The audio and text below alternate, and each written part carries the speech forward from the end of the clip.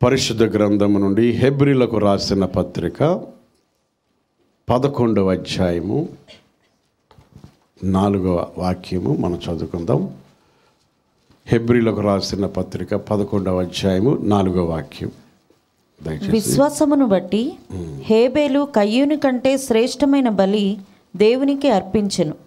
దేవుడు అతని అర్పణలను గూర్చి సాక్ష్యం ఇచ్చినప్పుడు అతడు ఆ విశ్వాసమును బట్టి నీతిమంతుడని సాక్ష్యము పొందెను. అతడు మృతి నొందియు ఆ విశ్వాసము ద్వారా మాట్లాడుచున్నాడు. ఆమేన్. మంచిది. గత ఆదివారం హానోకు గురించి చెప్పినట్టు నాకు గుర్తుంది. కరెక్టేనా? రైట్. ఈ 11వ అధ్యాయంలో విశ్వాస వీరులు కనిపిస్తున్నారు. హెబ్రీలకు రాసిన పత్రిక 11వ అధ్యాయంలో వారు విశ్వాస వీరులుగా కనిపిస్తున్నారు. విశ్వాసం వారు ఎలాగ విశ్వాస వీరులు పాత నిబంధనలో ఉన్నారని లాస్ట్ సండే మీకు చెప్పాను. వారు దూరము నుండి ఎవరిని చూశారంటే యేసుక్రీస్తు వారిని చూశారన్నమాట. సో విశ్వాసమునకు కర్త ఎవరు? యేసుక్రీస్తు వారు. విశ్వాసమునకు కర్త, దానిని కొనసాగించు యేసు వైపు చూస్తూ. సో విశ్వాసమునకు కర్త is the author of faith అన్నమాట. అంటే ఆథర్ ఆఫ్ ఫెయిత్ చూడకుండా లేకుండా మనకేం రాదు? విశ్వాసం రాదు అన్నమాట. అందుకనే వినుట వలన ఏమొస్తుంది?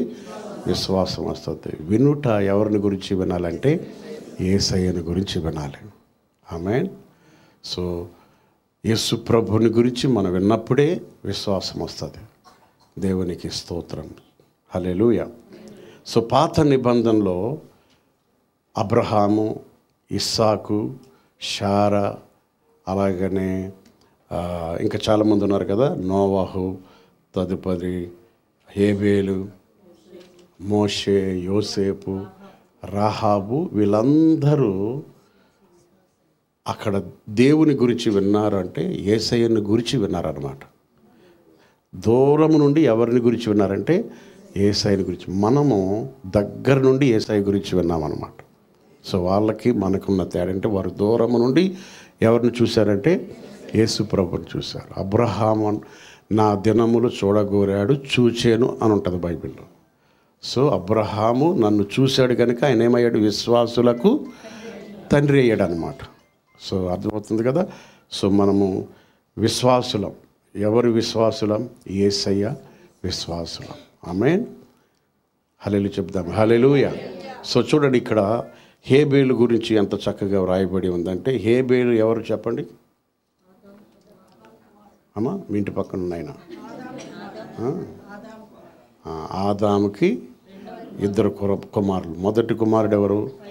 కయీను. రెండవ కుమారుడు ఎవరు? హేబేలు. ఇద్దరు మరి జన్మించారు ఆదాముకి. లాస్ట్ సండే చెప్పాను కదా, ఆదాము చాలా సంవత్సరాలు బ్రతికాడు. అలాగనే హానోకు కుమారుడు మెతూషెల కూడా చాలా సంవత్సరాలు బ్రతికాడు. ఆ రోజుల్లో అందరూ వందల సంవత్సరాలు బతికారు. కానీ ఈరోజు 70 సంవత్సరాలు బైబిల్ చెప్పినట్టు, అధిక బలం ఉన్న ఎడల 80 సంవత్సరాలు. అది కూడా ఎలాగా? ఆయాసం, దుఃఖమేనట.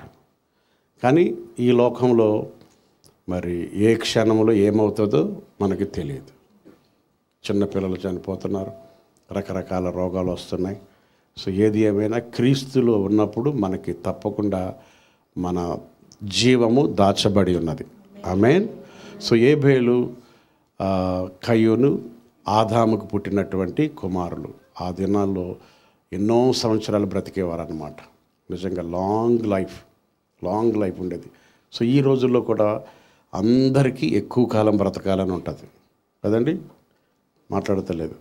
ఎక్కువ కాలం బ్రతకాలని ఎక్సర్సైజ్ చేస్తాం, తర్వాత మంచి ప్రోటీన్ ఫుడ్ తింటాం. ఒక రకంగా చెప్పాలంటే ఫుడ్లో లాంగ్ లైఫ్ లేదు, ఎక్సర్సైజ్లో లాంగ్ లైఫ్ లేదు. మీరు వింటూ ఉంటారు కదా, నడుస్తూ చచ్చిపోయాడు అని అంటారు. లేదమ్మా, నడుస్తూనే వాకింగ్ వెళ్ళి చచ్చిపోయినాడు ఉంటారు, మంచి ఫుడ్ తింటూ చనిపోయిన వాళ్ళు ఉంటారు. సో జీవము ఎవరి చేతిలో ఉందంటే దేవుని చేతిలో ఉందన్నమాట. ఆమేన్. మనం ఈ భూమి మీద ఇంకా బ్రతికి ఉన్నామంటే దేవుడు మనల్ని తన కొరకే బ్రతికించుకున్నాడని గుర్తుపెట్టుకోవాలి ఎప్పుడు కూడా. ఆమేన్. ఆయన క్రైస్తవులైన మనల్ని దేవుడు ఇంకా బ్రతికించాడంటే ఆయన పని కొరకే మనల్ని ఈ భూమి మీద నిలబెట్టాడనమాట. నమ్మిన వారు హల్లెలూయా అందాం. ఆమేన్. సో ఆ దినాల్లో ఎంతో కాలం బ్రతికేవారు. జలప్రలయం తర్వాత ఆయుష్ ఏమైపోయిందంటే తగ్గిపోయిందన్నమాట. యాక్చువల్గా జలప్రలయం వరకు నాన్ వెజ్ లేదు, తెలుసా మీకు? హలో, నాన్ వెజ్ లేదు. అప్పుడు అందరూ వెజిటేరియన్సే 100 years 200 years 300 years. అలాగని మీరు వెజిటేరియన్ తింటే ఎక్కువ కాలం బతుకుతారని తినకండి.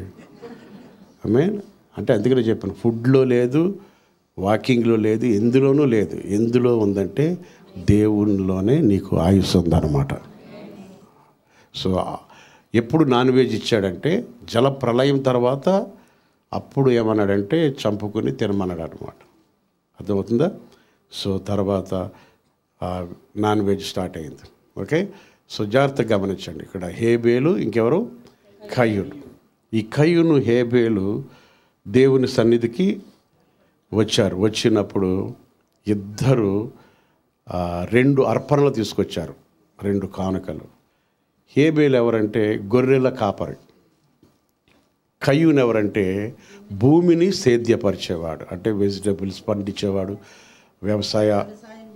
వ్యవసాయం చేసేవాడు అనమాట.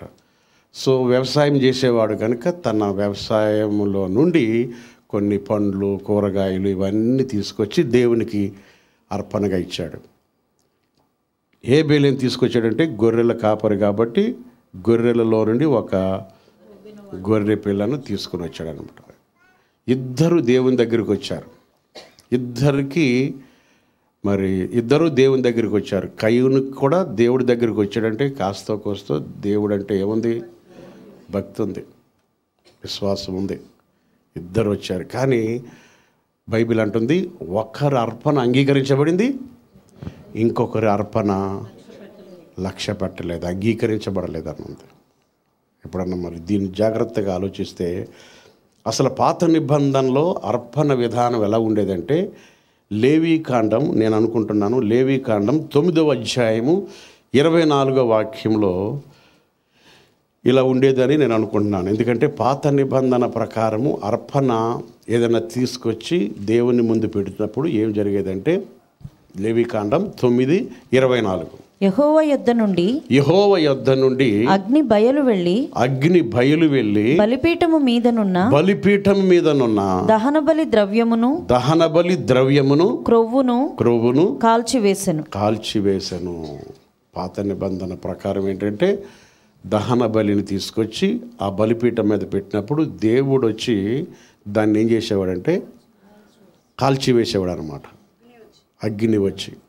ఉదాహరణకి ఏలియా టైంలో కూడా అదే జరిగింది కదా, ఏలియా టైంలో కూడా అదే జరిగింది. సో పాత నిబంధనలు ఏం చేసేవారంటే మనము తీసుకొచ్చిన అర్పణ బలిపీఠం మీద పెట్టిన తర్వాత పైనుండి ఏమొచ్చేదంటే అగ్ని వచ్చి దహించి వేసినప్పుడు నీ అర్పణ ఏం చేయబడిందంటే అంగీకరించబడింది అన్నమాట. సో అది కాలలేదంటే నీ అర్పణ అంగీకరించలేదు. నీ అర్పణ అంగీకరించలేదు అని అంటే నిన్ను కూడా దేవుడు అంగీకరించలేదు అనమాట. కానీ ఎంత గొప్ప కృప అంటే ఎఫెసీ పత్రికలు అంటాడు, మనము యేసయ్య ద్వారా అంగీకరించబడ్డామాట. కమాన్ హల్లెలూయా చెప్పండి amen. He accepted us through Jesus Christ. We all are accepted. మీరు యాక్సెప్ట్ చేయబడ్డారనమాట. చదవమ్మా, ఎంతది? ఎఫెసియన్స్ 1:5 1:6 ఉంటుంది చూడండి. 1:6 ఎట్లనగా తన ప్రియుని యందు తాను ఉచితముగా మనకు అనుగ్రహించిన తన కృపా మహిమకు కీర్తి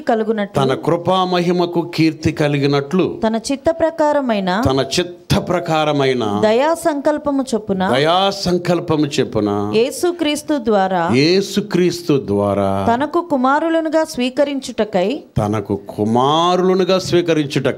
మనలను ముందుగా తన కోసము నిర్ణయించుకొని మనము తన ఎదుట పరిశుద్ధులమును నిర్దోషులమునై ఉండవలెనని జగత్తు పునాది వేయబడక మునిపే ప్రేమ చేత ఆయన క్రీస్తులో మనలను ఏర్పరచుకొనెను.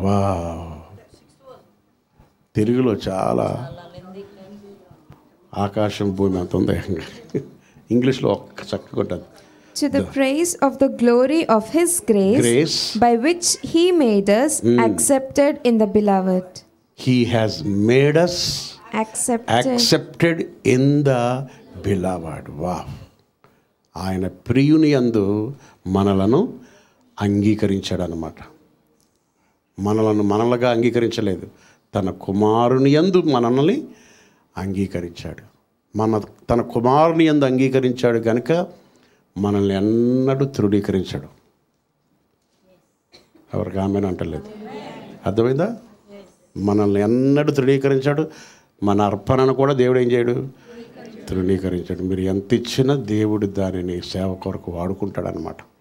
So you are accepted.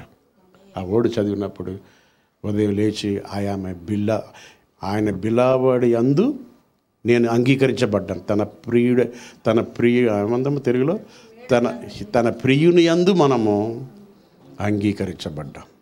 So ఆయన మనల్ని యాక్సెప్ట్ చేశాడు అనమాట. యాక్సెప్ట్ చేశాడు. చూడండి, ఉదాహరణకి మీ అబ్బాయిని మేము చేసుకుంటామని యాక్సెప్ట్ చేయడం, మీ అమ్మాయిని చేసుకుంటామని ఏం చేశారు, యాక్సెప్ట్ చేసినప్పుడు మీ అబ్బాయిని చేసుకుంటాం, మీ అమ్మాయిని మేము చేసుకుంటాం, కట్నం లేకుండా చేసుకుంటామంటే ఇంకెలా ఉంటుంది? మాట్లాడతలేదు ఎవరన్నా? చేతులు ఎత్తి హల్లెలూయానండి. మన ఆయన వాళ్ళ పిల్లలందరూ అలా చేసుకోవాలి. హల్లెలూయా చెప్పండి. కట్నం లేకుండా చేసుకుంటాం, ఖర్చులన్నీ మేము పెట్టుకుంటామని పెళ్లి కొడుకోలు అనాలి. అమ్మాయిలు ఉన్న వాళ్ళందరూ ఆమెనండి, అబ్బాయిలు ఉన్న వాళ్ళందరూ మేమేమో నో అంటాం. ఎస్, అలా రావాలి. Praise lord. పరంజ్యోతి గారు అని ఆయనకి 8 మంది పిల్లలు. ఆ 8 మంది పిల్లల్ని కట్నం లేకుండా చేసుకున్నారంట. Praise lord. అలాంటి అల్లుళ్ళు రావాలి. పానం తీసే అల్లుళ్ళు కదా, ఆమె ప్రాణం పెట్టి అల్లుళ్ళు వస్తారు. ఆమె భయపడకండి. ఆమె మంచి అబ్బాయిని ఇస్తాడు, మంచి అమ్మాయిని ఇస్తాడు, మంచి అత్తగారిని ఇస్తాడు, మంచి మామగారిని ఇస్తాడు. ఒకవేళ మంచోళ్ళు కాకపోతే అయినోని చర్చకు వస్తే మంచోళ్ళు అయిపోతారు. ఆమె ప్రైజ్ లార్డ్. అయినోని చర్చకు వస్తే అల్లుడులాగా ఉండడు, కొడుకులాగా మారిపోతాడు. అత్తగారులాగా ఉండదు, అమ్మగారులా మారిపోతుంది. అలా ఎంతోమంది చేంజ్ అయిపోయారు. అలాంటి వాళ్ళు ఎవరన్నా ఉంటే అయినోని చర్చకు వస్తే చాలు, ఇక్కడ హృదయాలు మార్చబడును. Amen. Praise the Lord. Amen. ఎందుకు వచ్చింది ఇది అసలే? అమ్మ, తన ప్రియుని యందు మనం ఏం చేయబడ్డామంటే వీఆర్ యాక్సెప్టెడ్ కదా. మన అసలు ఎవరు యాక్సెప్ట్ చేస్తారండి?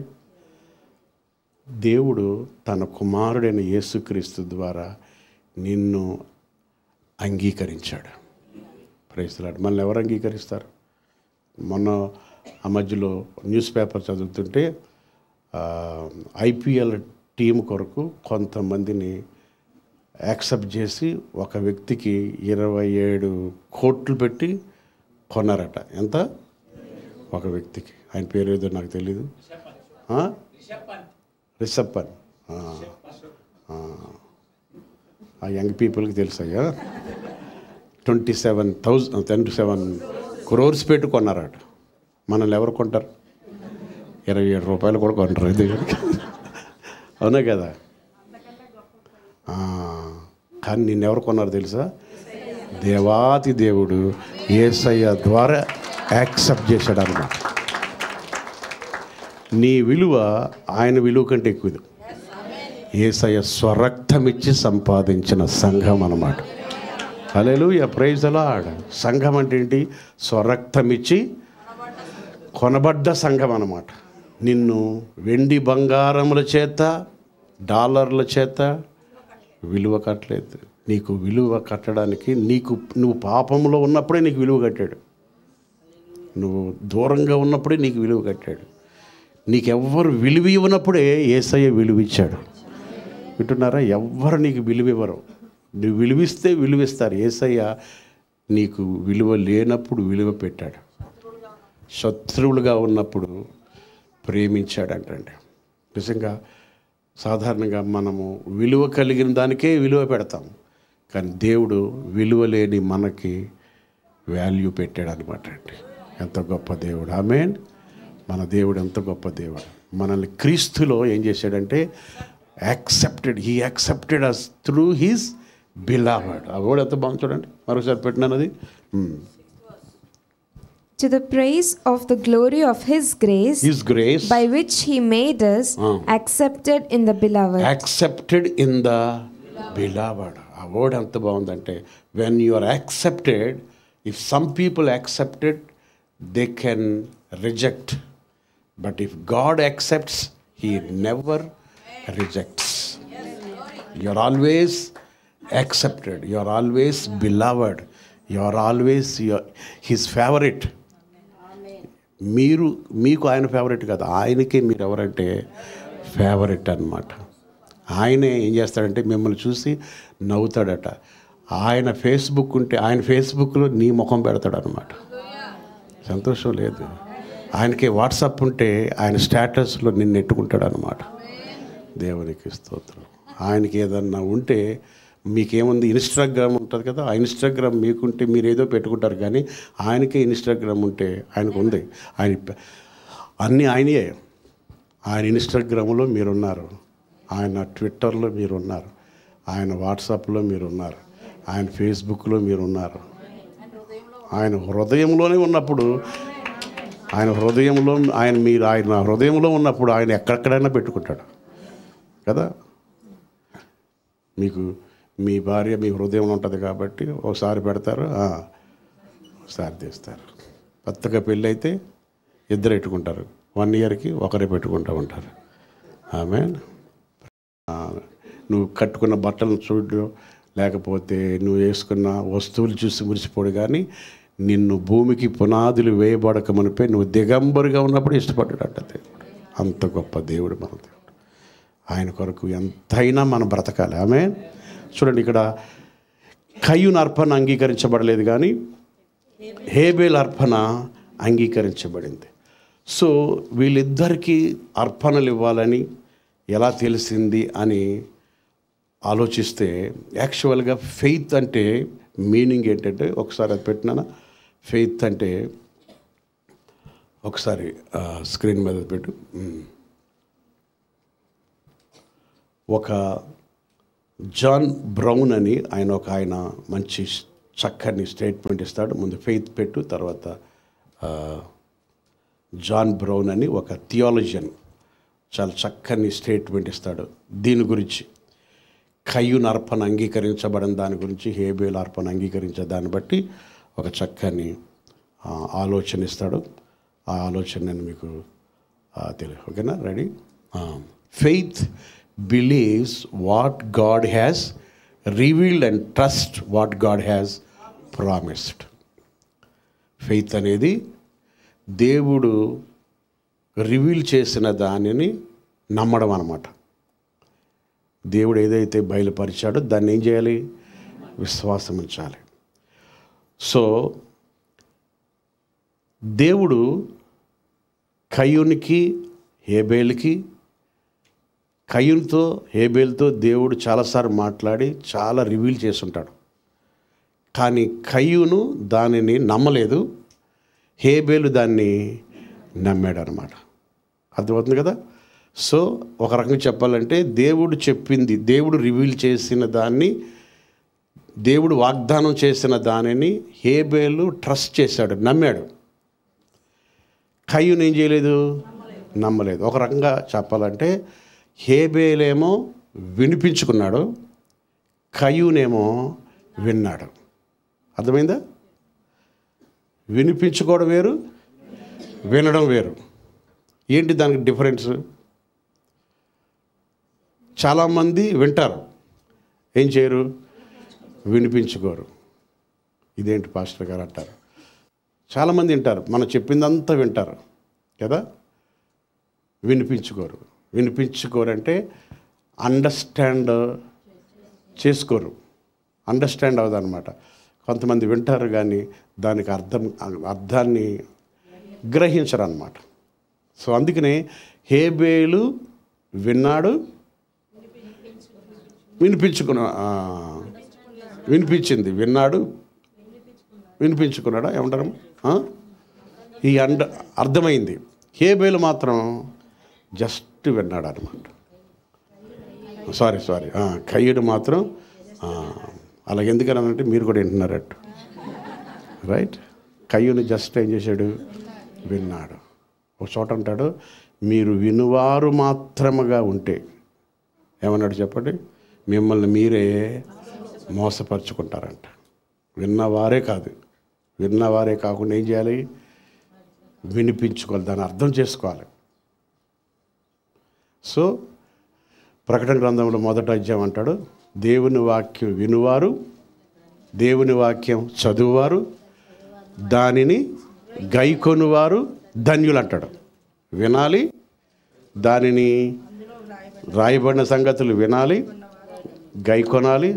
చదువువారు ధన్యులు, వినువారు ధన్యులు, గైకొనువారు ధన్యులు. అందుకనే మనము వినేవారు మాత్రమే కాకుండా దాని ప్రకారం ఏం చేయాలంటే నడుచుకొని వారముగా ఉందముగాక.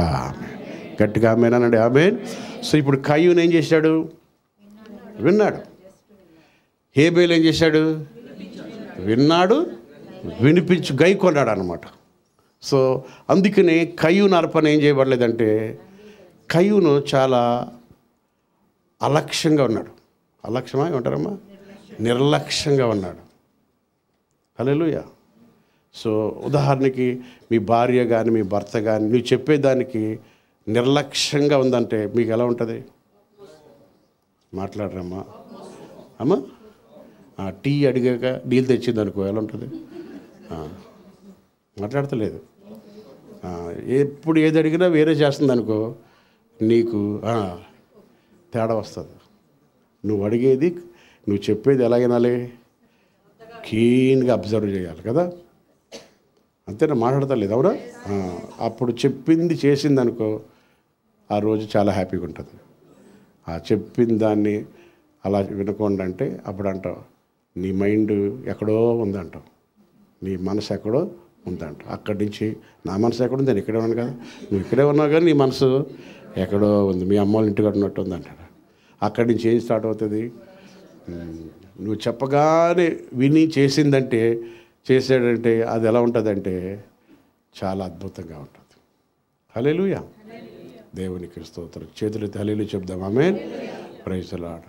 అదేంటో కానీ కొన్నిసార్లు భార్య భర్తలు ఎలా ఉంటారంటే, భర్తట భార్య చెప్పింది వింటాడు కానీ మర్చిపోతాడట. అవునా? కూరగాయలు తెమ్మంటే తేకుండా వచ్చేస్తాడు. అప్పుడు అంటది, నేను చెప్పింది నువ్వు ఎందుకు గుర్తుకుంటుందిలే అంటాడు. అది వేరే వాళ్ళు చెప్పింది అయితే సడన్గా గుర్తు కాదు, హృదయం అని పలక మీద రాసేసుకుంటారు. కొన్నిసార్లు మన ఇంట్లో చెప్పేది మనకి ఎలా ఉంటాయంటే మాట్లాడతలేదు, వినిపించుకో. అది వేరే వాళ్ళు వచ్చి చెప్పారనుకో, పక్కింటామో చెప్పింది అనుకో, అది ఇంకా బాగా గుర్తుకుంటుంది. పక్కింటి అని చెప్తే భార్య చెప్పి మాత్రం అంత పెద్ద అంటే ఫస్ట్లో పెళ్ళి అవ్వకముందు బాగా వినిపిస్తుంది, పెళ్ళి అయిన తర్వాత మెల్లిమెల్లిగా చెవుళ్ళు వస్తూ ఉంటాయి, రైట్? సో ఇప్పుడు కయ్యూను కూడా అలాగే ఉన్నాడు. ఎలా ఉన్నాడు? ఈయనకి కాస్త కొస్త ఫెయిత్, దేవుడు అన్నీ తెలుసు. కానీ ఆయన వాదం ఏంటంటే, నేను చేసే పనిలో నుంచి నేను తీసుకొస్తాను అంటాడు. కానీ లెక్క ప్రకారము దేవుడి దగ్గరికి వచ్చినప్పుడు మనుషులు తమ సొంత నీతి క్రియలతో రాకూడదన్నమాట. దేవుడి దగ్గరికి ఎవరు వచ్చినా ఒక అర్పణ ద్వారా, బలి ద్వారా రావాలన్నమాట. అది ఎలాగా వీళ్ళిద్దరికి తెలిసి ఉండాలంటే, నేను అనుకుంటున్నాను వాళ్ళ నాన్నగారు ఉన్నాడు కదా, ఎవరైనా ఆదాము రోజు మార్నింగ్ ప్రేయర్స్లో, సాయంకాలం ప్రేయర్స్లో చెప్పే ఉంటాడు, నాన్న నేను కూడా ఇలాగే తప్పు చేశాను, నేను తప్పు చేసినప్పుడు నా కొరకు. ఓకే, అది పెట్టమ్మా. జాన్ బ్రౌన్ అనే వ్యక్తి ఏమంటున్నాడు చూడండి, ఒక రైటర్. జాన్ బ్రౌన్ సేస్, చదమ్మా. Faith throughout the world. Faith throughout the whole of the chapter is the belief of a divine revelation. It is plain then that a revelation had been made both to Cain and Abel respecting the duty of offering sacrifice and the acceptable method of performing that duty. Is there any evidence that God had revealed what these men should offer? Yes, there is. On the day Adam and Eve sinned, Scripture tells us that the Lord God made for Adam and his wife Eve garments of skins and clothed them. ఆదికాండం 3వ అధ్యాయంలో ఏముందంటే, ఆదాము కూడా తప్పు చేసినప్పుడు, పాపం చేసినప్పుడు దేవుడు ఏదెను తోటలో మొట్టమొదట బలి ఇచ్చాడు. అదొక యానిమల్ని బలి ఇచ్చి ఆదాముకి ఏ వస్త్రాలు ధరింపజేశాడంటే చర్మపు వస్త్రాలు ధరింపజేశాడు. అంటే అక్కడ ఏం జరిగింది? బలి అయిందనమాట. ఆ బలి అవడం బట్టి ఆ యొక్క చర్మము ఎవరికి కప్పాడంటే ఆదాము కప్పాడు. ఒక రకంగా చెప్పాలంటే ఆదాము పాపం ఏం చేయబడింది? కప్పబడిపోయింది. ఆదాము పాపం అంతా పోయిందనమాట ఆ గొర్రె పిల్ల ద్వారా. సో ఆ విషయము తండ్రి ఇద్దరు కొడుకులను కూర్చోబెట్టి మార్నింగ్ దాంట్లో, సాయంకాలం దాంట్లో టైం అన్నప్పుడల్లా, నాన్న నువ్వు ఎప్పుడు దేవుడి దగ్గరికి వెళ్ళినా నువ్వేం తీసుకుని వెళ్ళాలి? బలి ఇవ్వాలి. చూసారా? అందుకనే మరి మన హైందవ సహోదరులందరూ కోడిల్ని ఇస్తారు, మేకల్ని ఇస్తారు, ఇంకేమిస్తారు? గొర్రెల్ని ఇస్తారు. ఏదో నైవేద్యాలు ఎన్నో చేస్తూ ఉంటారు, రక్తం కారుస్తారు. అయితే ఆదాము ఎన్నో సందర్భాల్లో చెప్పుంటాడు వీళ్ళిద్దరికి. ఎవరిద్దరికి? హేబేలుకి, కయ్యూనికి ఇంకా గట్టిగా చెప్పుంటాడు, నువ్వు జ్యేష్ఠుడు కదా నాన్న, మరి నిన్ను దేవుడు నాకు ఇచ్చాడు, మరి జాగ్రత్తగా ఉండాలి. నా కొరకు దేవుడే ఏమిచ్చాడు? బలి అర్పణ ఇచ్చాడు. నా పాపము క్షమించబడింది. ఇప్పుడు నీవు, నీ పిల్లలు, నీ కుటుంబము, నీ ద్వారా పుట్టిన వారందరూ ఏమి ఇవ్వాలంటే బలులు ఇవ్వాలి. ఇలా బలులు ఇచ్చుకుంటూ మేకలు, గొర్రెలు, నైవేద్యాలు ఇవన్నీ ఇస్తున్నారన్నమాట. ఇస్తుంటే ఎన్నో గొర్రెలు, మేకలు చనిపోతున్న సమయంలో దేవుడు ఆలోచించి ఏం చేశాడంటే మన అందరి కొరకు యేసుక్రీస్తుని పాపములను మోసుకొని పోయే దేవుని గొర్రె పిల్లక బలి అర్పణ ఇచ్చాడు. హల్లెలూయా. ఆ బలి అర్పణ ద్వారా మనం ఏం చేయబడ్డామంటే అంగీకరించబడ్డాం. దేవునికి స్తోత్రం. సో హేబేలుకి, కయ్యూనికి చిలక చెప్పినట్టు చెప్పుంటాడు. ఇంకేమంటారమ్మా దాన్ని? పూస ఏదంటారు కదా, పూస గుచ్చినట్టు చెప్పుంటాడు. సూది మింగేసినట్టు, పాపం సూది పూస గుచ్చినట్టు చెప్పుండొచ్చు. చిలకకి ఏదంటారు కదా, చిలక. మరి అది ఎవడు చెప్పాడు ఆ సామెతలు మనకు తెలియదు. కానీ ఇంకేమున్నాయా అలాంటివి? అరటి పండు ఒలిచి పెట్టినట్టు చెప్పాడంటే ఎన్ని చెప్పినా విన్నారు కానీ ఏం చేయలేదు ఎవరైనా. సో వినువారు మాత్రముగా మీరుంటే మిమ్మల్ని మీరు ఏం చేసుకుంటున్నారంటే మోసపరుచుకుంటున్నారు. మీరు వినేవారే కాదు, దాని ప్రకారము నడుచుకోవాలి. కమాన్, హల్లెలూయా. కొన్నిసార్లు మనం కొంతమందికి ఎన్ని చెప్పినా వింటారు కానీ ఏం చేయరంటే వినిపించుకోరు. మా స్టూవర్ట్ ఉన్నాడు కదా అమెరికాలో, రేపు జనవరిలో వస్తున్నాడు తన భార్యను తీసుకుని.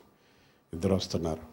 వాడు 10th క్లాస్ ఇంటర్మీడియట్ చదువుతున్నప్పుడు మరి వాళ్ళ ఫ్రెండ్స్తో ఇక్కడికి వచ్చేసి, డాడీ మేమంతా కలిసి క్రికెట్ ఆడుకుంటాం అన్నాడు. నేనన్నాను, నీవు క్రికెట్ ఆడుకుంటే చర్చిలోనే ఆడుకోండి, నీకు చికెన్ ఫ్రై చేయమంటే చేయిస్తా, వాళ్ళతో మాత్రం నువ్వు వెళ్ళకూడదు. ఒక 15 మంది వచ్చారు ఫ్రెండ్స్. వారు ఒక్కొక్క రకంగా ఉన్నారు. సో నేను అన్నాను, జాంతా నై అన్నాను. తమిళ్ హిందీ కరెక్టేనా? అంత వచ్చేసింది హిందీ నాకు, రైట్. జాంతా నై అంటే జాంతా నై అంటారు. వాడు లేదు డాడీ ఏడుస్తున్నాడు, ఏడుస్తూ ఉన్నాడు, కింద దొరుకుతున్నాడు, నేను వెళ్తాను అంటా ఉన్నాడు. వాళ్ళ మమ్మీ కొంచెం కాస్త తల్లి అన్నా ఎంతైనా ఏం కదలండి ఉన్నాను. నాకు జాంతా నై, అదేదో ఇక్కడ ఆడుకోండి, ఇక్కడే ఉండండి. వాళ్ళ సూత్రం ఒక్కొక్కడు ఒక్కొక్క రకంగా ఉన్నారు. సో నో అన్నాను. సో వెళ్ళలేదు. ఆ రోజు కోపగించి పడుకున్నాడు. సో ఆ రీతిగా ఎన్నోసార్లు చెప్పినప్పుడు తర్వాత స్టేట్స్కి వెళ్ళిపోయాడు. వాడు ఇప్పుడు చెప్తుంటాడు, డాడీ ఆ రోజున నువ్వు చెప్పింది నేను వినకపోయి ఉంటే నేనేమైపోదును డాడీ. ఆ రోజున విన్నాడు, రెండోది వినిపించుకున్నాడు, ఈ రోజున బాగుపడ్డాడు. హల్లెలూయా. వాడు వచ్చి చెప్తాడు, ఆ రోజున మా డాడీ చెప్పింది నాకు కష్టంగానే ఉంది, కానీ ఆ రోజు డాడీ చెప్పినది నేను విన్నాను, వినిపించుకున్నాను కనుక నేను ఈ రోజున బాగుపడ్డాను. ఆ రోజున డాడీ చెప్పకపోతే మేబీ ఫ్రెండ్స్తో వెళ్ళిపోదునేమో అంటుంటాడు అన్నమాట. సో ఎందుకు ఈ మాటలు మీకు చెప్తున్నానంటే, కయ్యూను విన్నాడంతే, హేబేలు వినిపించుకున్నాడు. సో వినినటువంటి వారు ఏం చేస్తారంటే తమకు తామే మోసపరుచుకుంటారట. అద్దంలో తమ ముఖాన్ని, సహజ ముఖాన్ని చూసుకుంటారంట. అద్దంలో ఎందుకు చూసుకుంటాం మనం? అమ్మా ఎలాగున్నామా లేదు అలా చూసుకుని ఇలా అనుకుంటాం. జేమ్స్ 1:20 1:22 చదండి. జేమ్స్ 1:22. మీరు వినువారు మాత్రమై ఉండి మిమ్మును మీరు మోసపుచ్చుకొనకుండా. మిమ్మును మీరు ఏం చేయకూడదు? కయ్యూను ఏం చేసుకున్నాడు? మోసపుచ్చుకున్నాడు. చదువు. వాక్య ప్రకారము ప్రవర్తించువారునై ఉండుడి. వాక్య ప్రకారము మీరేం చేయాలి? ప్రవర్తించువారై ఉండాలి. ఎవడైనను వాక్యము వినువాడై ఉండి దాని ప్రకారము ప్రవర్తింపని వాడైతే వాడు అద్దములో తన సహజ ముఖమును చూచుకొను మనుష్యుని పోలియున్నాడు. జస్ట్ తన ఫేస్ చూసుకుంటున్నాడు అంతే. అంతేనమ్మా? ఇంకా ఉందా? వాడు తను చూచుకొని అవతలికి పోయి తానెట్టివాడో వెంటనే మర్చిపోవును కదా. చదవమ్మా ఇంగ్లీష్లో.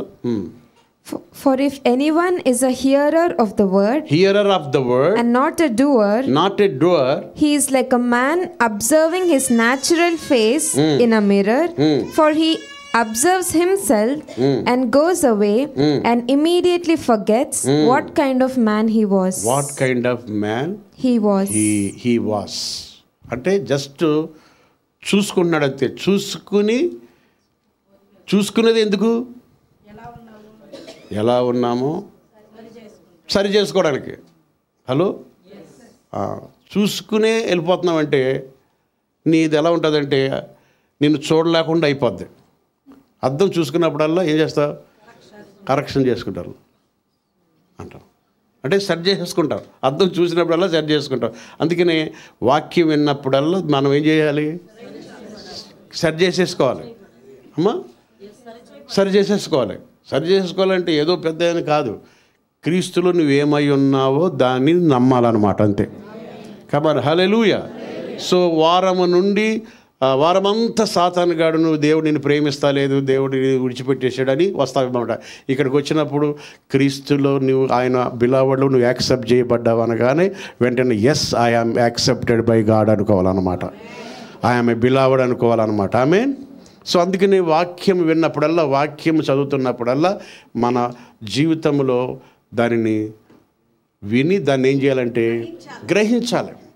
సో గ్రహించారనుకోండి ఇంకెలా ఉంటుందంటే చాలా అద్భుతంగా ఉంటుంది. సో ఇప్పుడు చూడండి, ఈవెన్ స్టూడెంట్ ఉంటాడు, స్టూడెంట్ వింటున్నాడే అనుకోండి, టీచర్ బాదుకుంటుంది, అది బల్ల గుద్ది చెప్తుంది, బెత్తం వాడు చెప్తుంది, వాడు వింటున్నాడు, బయటికి వెళ్ళి మర్చిపోయాడంటే ఎలా ఉంటుంది? స్టూడెంట్ ఏం చేయాలి? వినాలి, గ్రాస్ప ఏమంటారు దాన్ని, గ్రాస్ప్ రావాలి, వినాలి, దాని ప్రకారము రాసుకోవాలి. ఇప్పుడు హోంవర్క్ ఇచ్చిందనుకో, మళ్ళీ తిరిగి వచ్చి హోంవర్క్ ఇవ్వలేదు అన్నాడు అనుకో, ఎలా ఉంటుంది? పనిష్మెంట్ ఉంటుంది. సో కయ్యూనిదంతా నిర్లక్ష్యం, చెప్పండి, అలక్ష్యం, ఏమంటారు? నిర్లక్ష్యం అంటే ఇంకేమన్నా వీడికి అని పేర్లు, నిర్లక్ష్యం, చెప్పండి, మీరే చెప్పండి. నిర్లక్ష్యము, అలక్ష్యము, ఇంకా విన్నట్టు, ఇంకా గ్రహింపు లేకపోవడం, ఇంకా కేర్లెస్, తెలుగు ఇది ఇంగ్లీష్లో అమ్మా లెక్కలేనితనం అంటారు చూసారా?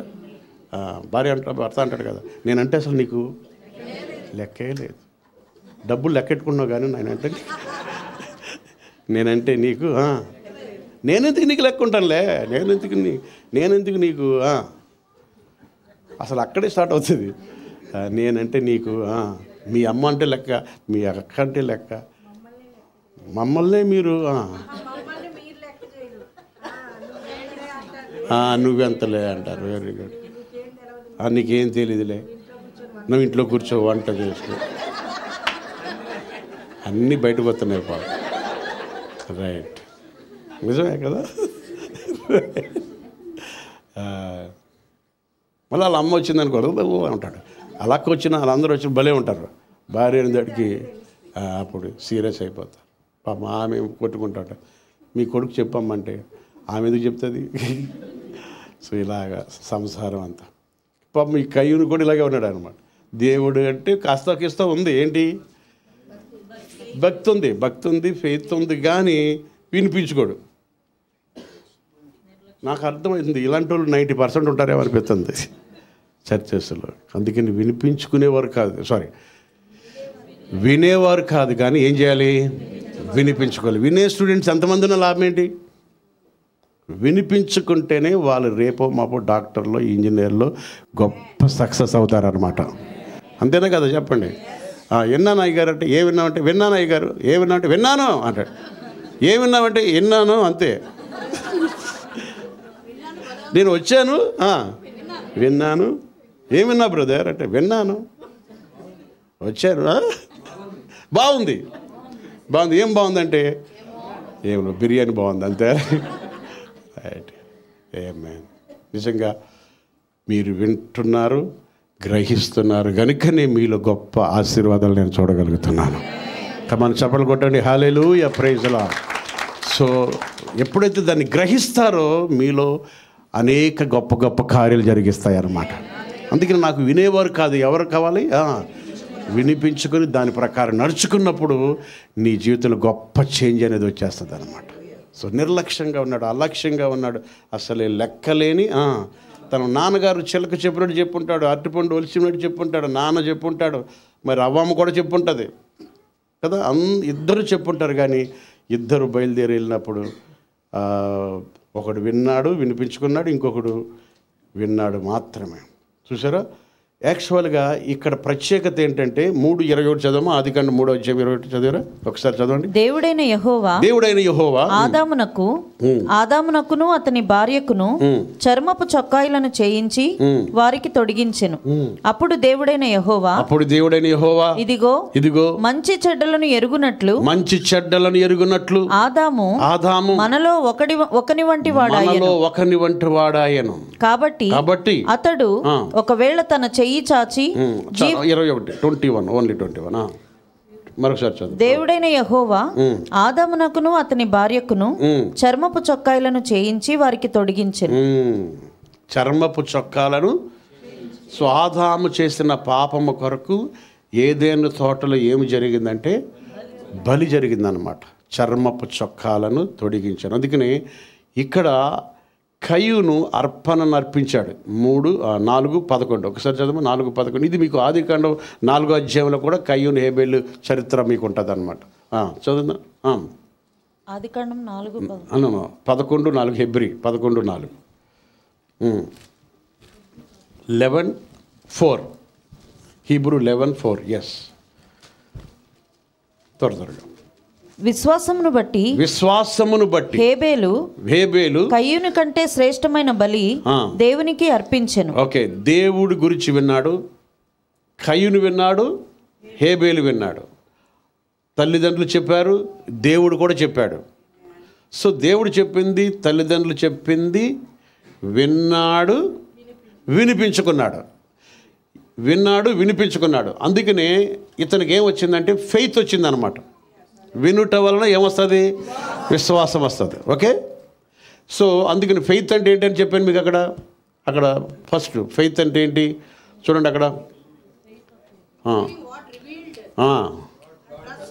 ఫెయిత్ అంటే వాట్ గాడ్ రివీల్డ్, దేవుడు నీకు రివీల్ చేసిన దానిని, బయలుపరిచిన దానిని నువ్వేం చేయాలంటే నమ్మాలన్నమాట.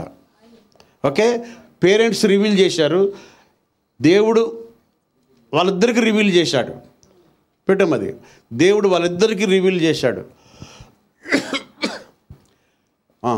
Faith believes what God has revealed and trust what God has promised. తెలుగులో ఏమంటారు దాన్ని?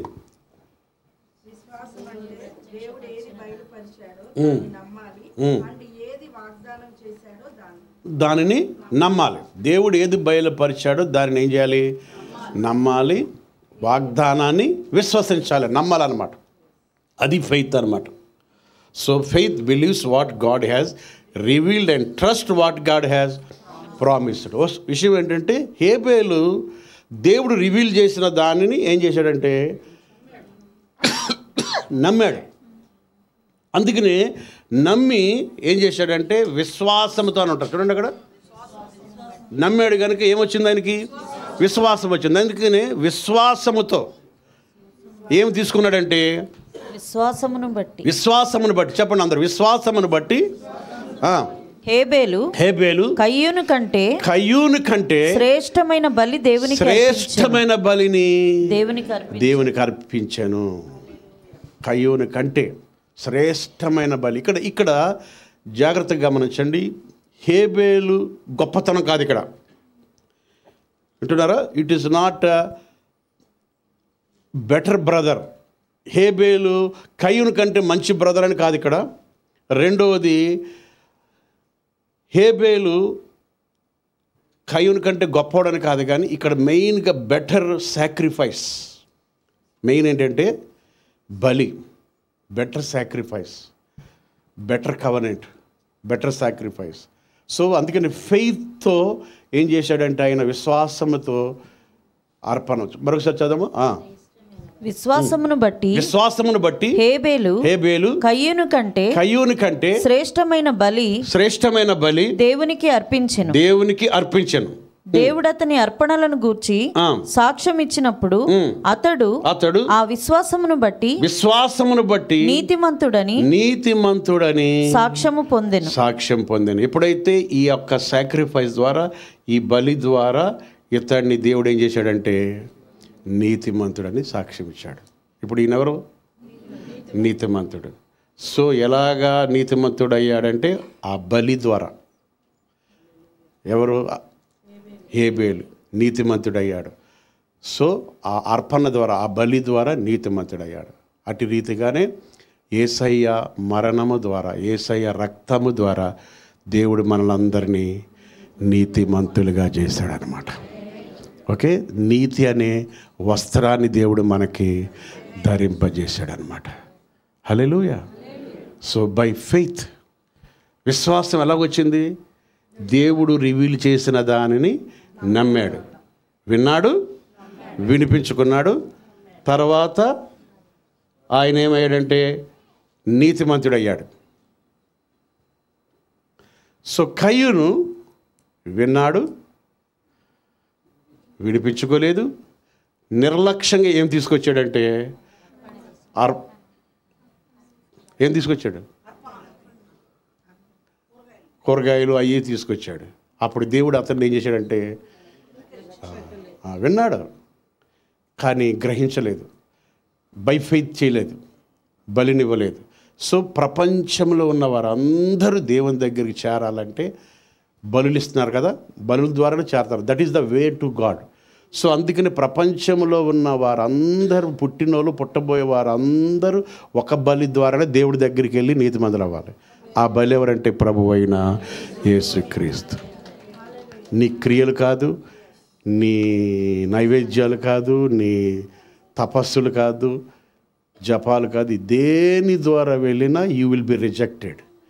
When you go through Jesus Christ you are accepted.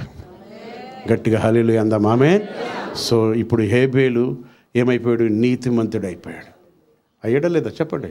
నీతి. కయ్యూను ఏమయ్యాడంటే దేశదిమ్మరయ్యాడు. చూసారా? ఇద్దరు బ్రదర్సే,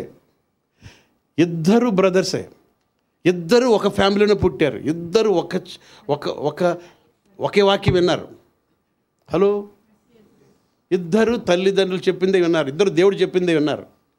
ఒకరు విన్నారు, ఒకడు వినిపించుకున్నాడేమో నీతిమంతుడు అయ్యాడు. వినిపించుకున్నవాడు సంతానము ఆశీర్వదించబడింది. ఆ వినిపించుకున్నవాడు ఏమైపోయాడంటే, ఫస్ట్ మర్డరర్ అయ్యాడు. దేవుడు అంగీకరించలేదు గనుక వెంటనే అతడికి ఎంత కోపం వచ్చిందంటే, చాలా కోపం వచ్చింది. ఆ కోపం వచ్చి మళ్ళీ దేవుడు మాట్లాడాడు, కయ్యూను నువ్వెందుకు, నీ ముఖం ఎందుకు మారింది, ఎందుకు చిన్నపిచ్చుకున్నావు? దేవుడు ఆయనతో మాట్లాడాడు. చూడండి, యెహోవా ఎన్నో వర్స్ చెప్పమ్మా? 7, 6. యెహోవా కయ్యూనుతో, ఆదికాండం 4:6. త్వరగా. యెహోవా కయ్యూనుతో నీకు కోపమేలా? చెప్పండి, నీకు కోపమేలా? కోపం ఎందుకు వస్తుంది? మాట్లాడతలేదు. కోపం ఎప్పుడైతే మీరు అంగీకరించబడలేదని ఎప్పుడైతే మీరు అనుకుంటారో అప్పుడు మీకేమొస్తుందంటే కోపం వస్తుంది. హల్లెలూయా. కోపం రాగానే బీపీ పెరుగుతుంది. బీపీ పెరగగానే ఏదో మాట అంటారు, అలాగ వెళ్ళిపోతాయి. కోపం ఎప్పుడు వస్తుందంటే when you are not accepted. So క్రీస్తులో మీరు అందరూ ఏం చేయబడ్డారు? యాక్సెప్ట్ చేయబడ్డారు. కాబట్టి మీకు ఏం రాకూడదంటే కోపం రాకూడదు.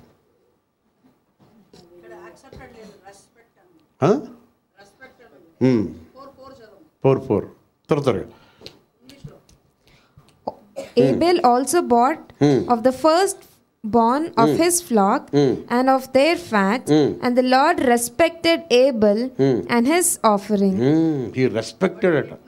But he did not respect Cain and his offering. Respected, Cain and his offering. విన్నవాడిని రెస్పెక్ట్ చేయలేదు, వినిపించుకున్న వాడిని దేవుడు రెస్పెక్ట్ చేశాడు. ఇప్పుడు ఇంతకీ మీరే ఏమంటారు? ఏ కోవాకి చెందినవి? ఏ కోవా? మీరందరూ యేసునామములో వినిపించుకునేవారు. 8 గంటలకు ఆరాధన అంటే కరెక్ట్గా 8:30కు వచ్చేసారు. ఎంత బాగా వినిపించుకున్నారు. అలే, భయపడకండి, ఆమేన్. దానికి దీనికి సంబంధం లేదు. హల్లెలూయా చెప్పండి, ఆమేన్. సో ఏమన్నాడు? హేబేలు ఆఫరింగ్ ఈజ్ రెస్పెక్టెడ్. అందుకని త్రూ ద ల్యాంబ్ వెళ్ళింది దేవుడికి. అదే ఎలాంటి ఆఫర్ అంటే రెస్పెక్టెడ్ అనమాట. అర్పణ. యేసుక్రీస్తు ద్వారా మనం వెళ్ళినప్పుడే మనము దేవుని సన్నిధిలో దేవుడు మనల్ని రెస్పెక్ట్ చేస్తాడనమాట. దేవుడు రెస్పెక్ట్ అంటే అబ్బా అసలు ఎలా ఉంది? మాట్లాడతలేదు. దేవుడు మనల్ని రెస్పెక్ట్ చేయడం అంటే అసలు మనకి రిలీజన్ ఏం చెప్పిందంటే నువ్వు దేవుని రెస్పెక్ట్ చేయంటారు. దేవుడే మనల్ని రెస్పెక్ట్ అంటే తెలుగులో ఓడలేదనుకో కదమ్మా, లక్ష్య పెట్టాడు. ఇంకా చెప్పాలంటే దేవుడే మనల్ని గౌరవపరిచాడట, దేవుడే మనల్ని ఆనర్ చేశాడు. నిజంగానే దేవుడు మనల్ని ఆనర్ చేస్తాడు. పెద్ద పెద్ద కంపెనీలో దేవుడు నిన్ను పైకి లేపుతాడు. చెప్పండి, మీ బంధువుల మధ్యలో దేవుడు మిమ్మల్ని పైకి లేవలేదా? చెప్పండి అందరు హల్లెలూయా. నీవు తలగా ఉంటావు కానీ తోకగా ఉండలేదా? తోకగా లేదు. ఎలా ఉన్నావు? నీవు అప్పిచ్చేవాడుగానే ఉన్నావు కానీ అప్పు తీసుకునేవాడుగా లేదు. ఈ రోజున దేవుడు నిన్ను అందరిలో గణపరచలేదా? That is called respect. God respects you. అనేక మంది ముందు నిన్ను దేవుడు పైకి లేపుతాడు దేవునికి. అందుకని దేవుడు హేబేలు ఏమన్నాడంటే నీతిమంతుడు. సో కయ్యూను ఏం చేశాడంటే చాలా కోపం వచ్చింది. ఎంత కోపం వస్తే దేవుడు అడిగాడు, చదవమ్మా అన్నమాట 4 అనుకుంటా, ఆదికాండం. యెహోవా కయ్యూనుతో నీకు కోపమేలా, నీకు కోపమేలా, ముఖము చిన్నబుచ్చుకుని ఉన్నావేమి, నీవు సత్క్రియ చేసిన ఎడల. ఎందుకు కోపం అంటే నువ్వు నీ ఫ్యామిలీలో యాక్సెప్ట్ చేయనప్పుడు నీకు కోపం వస్తుంది. నిన్నెవరన్నా అంగీకరించినప్పుడు నీకు కోపం వస్తుంది. నిన్నెవరు అంగీకరించకపోయినా పర్లేదు, యేసయ్య నిన్ను అంగీకరించాడు. చెప్పండి అందరూ హల్లెలూయా. దేవుడు తలుచుకుంటే ఏదైనా నీకు ఇవ్వగలడు అనమాట. ఎవరు నన్ను యాక్సెప్ట్ చేయలేదు, ఆ కంపెనీ నన్ను యాక్సెప్ట్ చేయలేదు, ఆమె నన్ను యాక్సెప్ట్ చేయలేదు, ఆయన నన్ను యాక్సెప్ట్ చేయలేదు, ఒకడు నిన్ను పెళ్లి చేసుకొని అన్నాడు, అంత మాత్రం నేను ఊరేసి చచ్చిపోయిన అవసరం లేదు. యేసయ్య నిన్ను ఏం చేశాడంటే, ఆయన నన్ను రిజెక్ట్ చేశాడు, ఆమె నన్ను రిజెక్ట్ చేసింది, ఆ ఫ్యామిలీ నన్ను రిజెక్ట్ చేసింది, వాళ్ళు నన్ను రిజెక్ట్ చేశారు, ఆ కంపెనీలు నన్ను రిజెక్ట్ చేశారు. రిజెక్ట్ చేసినంత మాత్రాన when you are rejected somewhere you will be accepted. చెప్పండి ఆమె. ఒక చోట మీరు రిజెక్ట్ అయ్యారంటే ఇంకో దగ్గర దేవుడు నీకేం చేస్తాడంటే యాక్సెప్ట్ చేస్తాడు. ఆమె అక్కడ ఎందుకు రిజెక్ట్ చేయబడిందంటే ఇంకొక చోట దానికంటే గొప్పది ఉంది కాబట్టి అక్కడ యాక్సెప్ట్ చేయడానికి దేవుడు నిన్ను యాక్సెప్ట్ చేస్తాడు అనమాట. చెప్పలు కొడదాం గట్టిగా హల్లెలూయా. సో అందుకనే వీఆర్ యాక్సెప్టెడ్ బై గాడ్. ఆయన నిన్ను అంగీకరించాడు. అందుకనే అంటున్నాడు, ఎందుకు నీకు అంత కోపం ఎందుకు వచ్చిందంటే హీఈస్ నాట్ యాక్సెప్టెడ్. చదవమ్మా. నీవు సత్క్రియ చేసిన ఎడల, నువ్వు మంచి పని చేస్తే, నువ్వు మంచి పని ఏంటంటే గొర్రె పిల్లను ఇవ్వలేదు, అది నువ్వు దేవుని వేలో వెళ్ళలేదు, నువ్వు దేవుని మాట విన్నావు కానీ దాన్ని వినిపించుకోలేదు. విన్నావు అంటే నువ్వు దేవుని వేలో వెళ్ళలేదు. వినిపించుకున్నప్పుడే నువ్వు దేవుని వేలో వెళ్ళావు. చదవనా. నువ్వు మంచి పని ఏంటి? దేవుని మాట వినాలి, దాని ప్రకారము నడుచుకోవాలా. నీవు సత్క్రియ చేసిన ఎడల తలనెత్తుకొనవా, సత్క్రియ చేయని ఎడల వాకిట పాపము పొంచి ఉండెను. ఏం ఎదురుగుందట? సిన్ అనే మాట ఫస్ట్ టైం వాడబడింది బైబిల్లో. సిన్ ఇంగ్లీష్లో ఏముందమ్మా అది? If you do well, will you not be accepted? If you do well, will you not be accepted? And if you do not do well, sin lies at the door. ఎవరికి ఇది? కయ్యూనుకు చెప్తున్నాడు, you have not done well. If you do not do well, sin lies at the door. అంటే నీకు డోర్కి దగ్గరగా ఉంది. ఏంటది? పాపం. ఎలాంటి పాపం అంటే, and it desires it. And its desire is for you, but you should rule over it. ఇంకొక చోట ఒక అడవి మృగము, అది కూడా ఉందా అది? ఆ మాట ఉందా? ఒక పాయిజన్ స్నేక్ నిన్ను కాచుకొని ఉన్నదని ఉంటుంది. ఒక చోట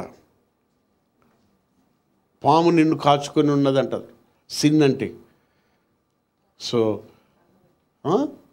అక్కడ ఉందమ్మా, అక్కడ ఉందా? నెక్స్ట్ చదవండి. 8th verse. సో గమనించండి. సో అప్పుడు అతన్ని దేవుడు ఏం చేశాడంటే, ఎందుకు నువ్వు ఇంత కోపంగా ఉన్నావు? ఆ కోపంతో ఏం చేశాడంటే హేబేల్ని చంపేశాడు. చూసారా ఎంత కోపం? ఆఖరిక ఫస్ట్ మర్డర్ అయిపోయాడు, చివరికి దేశదిమ్మర్ అయిపోయాడు. ఇంకోటి ఏంటంటే అతన్ని ఎవరు చంపొద్దు అన్నాడు. అతన్ని ఎవరు చంపకుండా అతను నొసటి మీద ఏం వేసాడంటే ఒక ముద్ర వేసాడు అనమాట. సో అతడు ఒక రకంగా చెప్పాలంటే సో హేబేలు చనిపోయాడు. హేబేలు చనిపోయి హేబేలు రక్తం మొరపెడుతుందట. చదువు. అప్పుడు ఆయన, నీవు చేసిన పని ఏమిటి? నీ తమ్ముని రక్తము యొక్క స్వరము నేలలో నుండి నాకు మొరపెట్టుచున్నది. చూసారా, నేలలో నుండి నాకు ఏమని మొరపెడుతుందంటే ప్రతీకారం మొరపెడుతుంది. ప్రతీకారం అంటే చంపాడు కదా, రివెంజ్ తీసుకుంటున్నాను అంటే ఏమని మొరపెడుతుందంటే కయ్యూను నన్ను చంపాడు కనుక కయ్యూను కూడా ఏం చేయాలి? చంపేయాలి. సో ఒక రకంగా చెప్పాలంటే ప్రతి మనిషిలో ఏ రక్తం ఉంటుందంటే హేబేల్ రక్తం ఉంటుంది. హేబేల్ రక్తం అంటే ఇప్పుడు నీకు ఎవరైనా ఏదైనా చేశారంటే నువ్వేం చేస్తావు అమ్మా? పగ తీర్చుకుంటావు. ఓ నన్ను ఆలీలా చేశారు, నేను ఎందుకు ఊరుకోవాలి? వాళ్ళకి అంత ఉంటే నాకేమన్నా మాట్లాడరమ్మా, ఏమి ఎరగనోళ్ళ ఉన్నారు ఇక్కడ. నేనే నాకే డాడ్ హల్లెలూయా. అప్పుడు అన్నీ గుర్తుకొచ్చేస్తాయి. నేను ఎందుకు పడాలి? వాళ్ళంటే వాళ్ళు కదా అట్లా ఏమొచ్చేస్తుంది? అప్పుడు నీకు అనుకోవాలి యేసు రక్తం కావాలి నీకు. ఆమేన్ చెప్పండి. ఆమేన్. యేసయ్య రక్తం ఏముంది? వీరేమి చేయుచున్నారో. హేబేలు రక్తం ఏముంది? ప్రతీకారం తీసుకుంది. యేసయ్య రక్తము వీరేమి చేయుచున్నారో వీరెరుగరు గనుక. చెప్పండి, ఇప్పుడు హేబేలు రక్తం కావాలా, యేసయ్య రక్తం కావాలా? నిజంగా చెప్పండి. ఓన్లీ సర్వీసులోనా? ఇప్పుడు ఇంటికి వెళ్ళిన కాడి నుంచి ఎవరు, అందుకనే సండే ఏంటంటే రక్తం ఎక్కించే సర్వీస్. అంటే ఏంటి? మీ రక్తం అంతా తీసేసి యేసయ్య రక్తం ఎక్కిచ్చేదే బైబిల్ స్టడీ, లేకపోతే ఆదివారం ఆరాధనలు అన్నిటికీ మీరు అందరూ వచ్చి ఏమి ఎక్కించుకుని వెళ్ళాలి? ఇది ఎప్పటి వరకు ఉండాలంటే సాటర్డే నైట్ వరకు ఉండాలి. మళ్ళీ సండే వచ్చి రాగానే మళ్ళీ మేము పడుకోబెట్టి ఏమి ఎక్కిస్తామంటే యేసయ్య కొత్త రక్తం, అమూల్యమైన రక్తం, యేసయ్య రక్తం. చేతులెత్తి హల్లెలూయా చెప్దాం. ఓకే, సో ఇంకా అయిపోయింది, టైం అయిపోయింది. సో హెబ్రీలోకి రాస్తున్న పత్రిక ఒక్కొక్క రిఫరెన్స్ చదివి ముగించేసుకుందాం. 12:24 ఒకసారి చదవండి.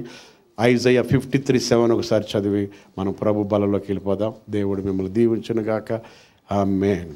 క్రొత్త నిబంధనకు మధ్యవర్తి అయిన యేసునొద్దకును హేబేలు కంటే మరి శ్రేష్టముగా చెప్పండి అందరూ, హేబేలు కంటే మరి శ్రేష్టముగా పలుకు ప్రోక్షణ రక్తమునకు మీరు వచ్చి ఉన్నారు. అంటే మీరు వచ్చింది ఎవరి రక్తాన్ని దగ్గరికి రాలేదంటే హేబేలు రక్తాన్ని దగ్గరికి రాలేదు. హేబేలు రక్తము ప్రతీకారం తీసుకోమంటుంది, కానీ యేసయ్య రక్తము వీరేమి చేయుచున్నారు వీరెరుగరు కనుక వీరిని క్షమించి. ఏ రక్తం అది? అతి శ్రేష్టముగా పలికే ప్రోక్షణ రక్తము. ఇంగ్లీష్ చదివిన వర్స్ ఐజయా 53:7 కూడా రెడీ పెట్టాము. He was up Hebrew 12:24. To Jesus, the mediator of the new covenant, and to the blood of sprinkling that speaks better things than that of Abel. హేబేలు కంటే శ్రేష్టముగా. Jesus is the mediator of the new covenant. So old covenant speaks revenge, new covenant speaks forgiveness. Church, you are in the new covenant. హల్లెలూయా చెప్పండి. So కొన్నిసార్లు కొంతమంది Christians ఎలా ఉంటారంటే old కవెనెంట్లో ఉంటారు, new covenant. ఒక రోజేమో హేబేల్ రక్తం వస్తుంది, ఇంకొక రోజేమో యేసయ్య రక్తం వస్తుంది. యేసయ్య రక్తం అంటే చచ్చిపోయిన పాములాగా.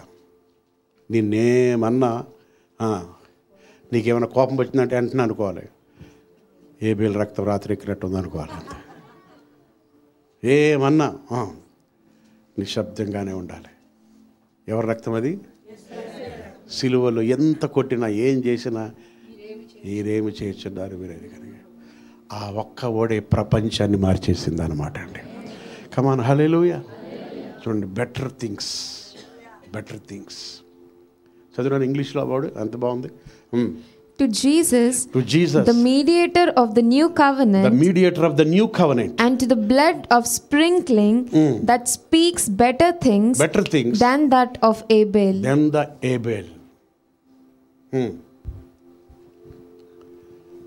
Isaiah 53:7. He was oppressed and he was afflicted. Yet he opened not his mouth. Telugu చదువు 53:7. అతడు దౌర్జన్యము నొందెను. చెప్పండి. అతడు దౌర్జన్యం అంటే బలవంతం కూడా కాదు. దౌర్జన్యం అంటే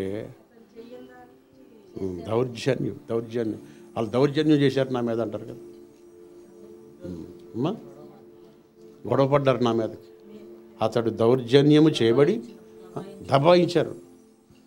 దౌర్జన్యం చేయబడి బాధింపబడినను అతడు నోరు తెరవలేదు. అతడు ఏం చేయలేదు? నోరు తెరవలేదు. వదకు తేబడు గొర్రె పిల్ల వదకు తేబడిన గొర్రె పిల్లల బొచ్చు కత్తిరించు వాని ఎదుట గొర్రెయు మౌనముగా ఉండునట్లు అతడు నోరు తెరవలేదు. ఏం తెరవలేదు? నోరు తెరవలేదు. Praise lord. నోరు తెరవలేదు. నోరు తెరవకపోతే గొడవలే ఉండవు చూడండి. కానీ నాలుగు ఊరుకోదు. నాలుగులోకి అప్పుడు ఏబేలు రక్తం వచ్చేస్తుంది. నోరు తెరవలేదు. ఆయన నోరు తెరుస్తుంటే ఈ రోజున మనం ఏమైపోదు. గొర్రె బొచ్చు కత్తిరించు అని ఎదుట ఎలా ఉన్నాడంటే మౌనంగా ఉన్నాడు. వీపు దున్నేవాడికి వీపును అప్పగించాడు. పక్కలో పొడిచేవారికి పక్కన అప్పచెప్పాడు. గడ్డం పెట్టి లాగేవాడికి గడ్డం అప్పచెప్పాడు. ఎక్కడ కూడా థ్రెటన్ చేయలేదు. ఈ నెవర్ థ్రెటన్. ఒక్క మాట అంటే బూడిదైపోతారు అందరూ. కానీ అప్పుడు కొడుతుంటే ఆ గాయాల్లో, ఆ రక్తములో నిన్ను నన్ను చూశాడు అన్నమాట. నేను కానీ ఏమన్నా నోరు తెరిస్తే ఈ బిడ్డలు ఏమైపోతారని నిన్ను అక్కడ చూసుకున్నాడు యేసయ్య. ఆయనలో నిన్ను అంగీకరించుకున్నాడు అనమాట. అందుకని ఆయన ఏం తెరవలేదు? నోరు తెరవలేదు. దేవునికి స్తోత్రం. అంత గొప్ప ప్రాణ స్నేహితుడు, గొప్ప దేవుడు యేసయ్య.